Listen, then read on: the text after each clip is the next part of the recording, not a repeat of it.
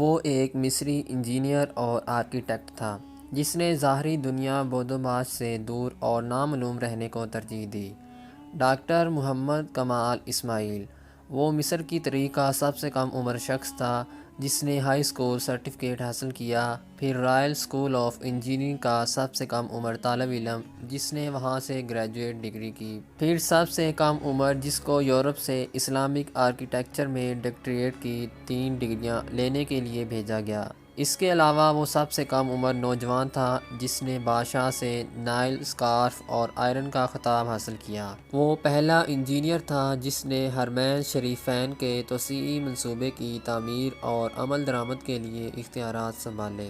اس نے شاہ فہد اور bin Laden company کے بار بار اصرار کے باوجود انجینئرنگ، ڈیزائن اور آرکیٹیکچرل نگرانی کے لیے کسی قسم کا معاوضہ لینے سے انکار کر دیا اور کہا کہ میں 2 مقدس مساجد کے کاموں کے لیے کیوں معاوضہ لوں اور قیامت کے دن اللہ تعالیٰ کا کیسے سامنا کروں گا۔ اس نے 44 سال کی عمر میں شادی کی اور اس کی بیوی نے ایک بیٹا جنم دیا اور اس کے بعد فوت ہو گئی۔ ڈاکٹر محمد کمال اسماعیل نے اس کے بعد مرتے دم تک عبادت الہی میں مصروف رہا۔ اس کی عمر 100 سال سے زیادہ تھی اور دنیا اور میڈیا کی چکا چوند سے ہٹ کر گمنام رہ کر حرمین شریفین کی خدمت کی۔ اس عظیم آدمی کی حرمین شریفین میں نصب کیے گئے سفید پتھر کے اصول کی بھی بڑی دلچسپ کہانی ہے۔ یہ وہ پتھر ہے جو حرم مکی میں مطاف، چھت اور بحر سین میں لگا ہے۔ اس کی خصوصیت یہ ہے کہ گرمی کو جذب کر کے فرش کی سطح کو ٹھنڈا رکھتا ہے۔ یہ پتھر ایک ملک گریس میں ایک چھوٹے سے پہاڑ میں دستیاب تھا۔ وہ سفر کر کے گریس گئے اور حرم کے لیے کافی مقدار میں تقریباً آدھا پہاڑ خریدنے کا معاہدہ کیا۔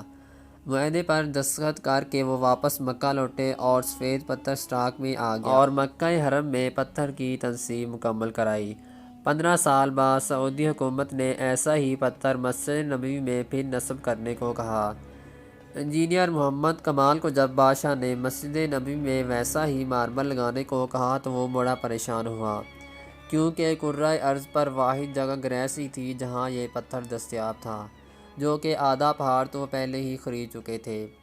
انجینئر محمد کمال بتاتے ہیں کہ وہ گریس میں اسی کمپنی کے چیف ایگزیکٹو کے پاس گئے، اسے ملے اور ماربل کی بقایا مقدار جو بچ گئی تھی اس کے بارے میں پوچھا، تو چیف ایگزیکٹو نے بتایا وہ ماربل تو ہم نے پہلے آپ کے جانے کے بعد بیچ دیا تھا، اب تو 15 سال ہو گئے ہیں۔ کمال بہت افسردہ ہوا اور میٹنگ چھوڑ کر جانے لگا تو آفس سیکرٹری سے ملا اور گزارش کی کہ مجھے اس شخص کا اتا پتہ بتاؤ جس نے بقیہ تمام ماربل کی مقدار خریدی۔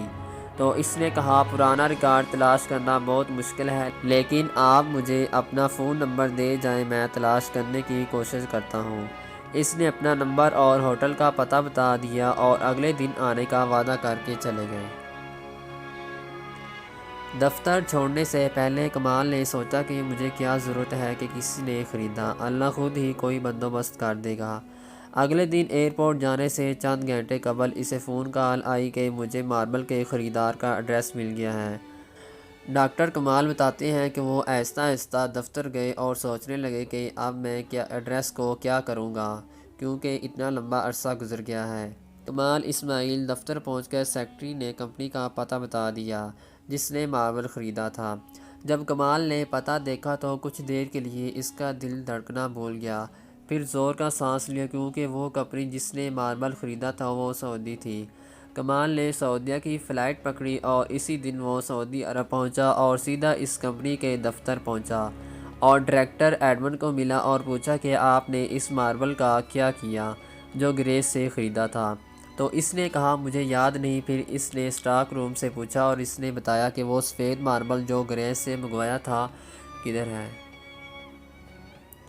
تو انہوں نے کہا وہ ساری مقدار موجود ہے اور اس کو کبھی استعمال نہیں کیا گیا۔ تو کمال ایک بچے کی طرح رونے لگا اور کمپنی کے مالک کو پوری کہانی سنائی۔ اس نے کمپنی کے مالک کو بلینک چیک دیا اور کہا اس میں جتنی رقم بھرنی ہے بھر لو اور ماربل کی تمام مقدار میرے حوالے کر دو۔ جب کمپنی کے مالک کو پتہ چلا کہ یہ تمام ماربل مسجد نبوی میں استعمال ہونا ہے تو اس نے کہا کہ میں 1 ریال بھی نہیں لوں گا۔ اللہ نے یہ ماربل مجھ سے خرید کرایا اور پھر میں بھول گیا۔ اس کا مطلب یہی تھا کہ یہ ماربل مسجد نبوی شریف میں استعمال ہونا ہے۔